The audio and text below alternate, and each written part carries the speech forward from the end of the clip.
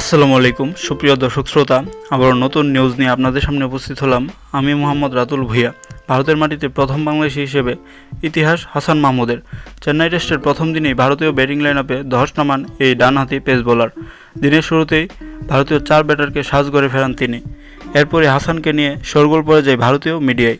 Who's Hasan Mahmud শিরোনামে খবর ছাপা হতে থাকে ইন্ডিয়া ট্যুরে সহ দেশটির নামকরা সব গণমাধ্যমগুলোতে। টাইগার পেসার হাসান মাহমুদ আন্তর্জাতিক ক্রিকেট খেলে আসছেন বছর 4 ধরে। যদিও লাল বলের টেস্ট ক্রিকেটে চলতি বছর তার অভিষেক হয়। ভারত সফরের আগে 3 টেস্টে 14 উইকেট শিকার করেছিলেন হাসান। বৃহস্পতিবার থেকে শুরু হওয়া চেন্নাই টেস্টের প্রথম ইনিংসের শুরুতেই রোহিত কোহলিদের শিকার বানিয়ে দেশটির প্রায় সব গণমাধ্যমের খবরের শিরোনাম বনে যান তিনি। গতকাল শুক্রবার টেস্টের দ্বিতীয় দিনে 92তম ওভারের দ্বিতীয় বলে বুমরাকে স্লিপে ক্যাচ বানিয়ে ভারতকে প্রথম ইনিংসে 376 রানে অল আউট করার পাশাপাশি নিজেও ব্যাক টু ব্যাক ইনিংসে 5 উইকেট শিকার করলেন হাসান মাহমুদ।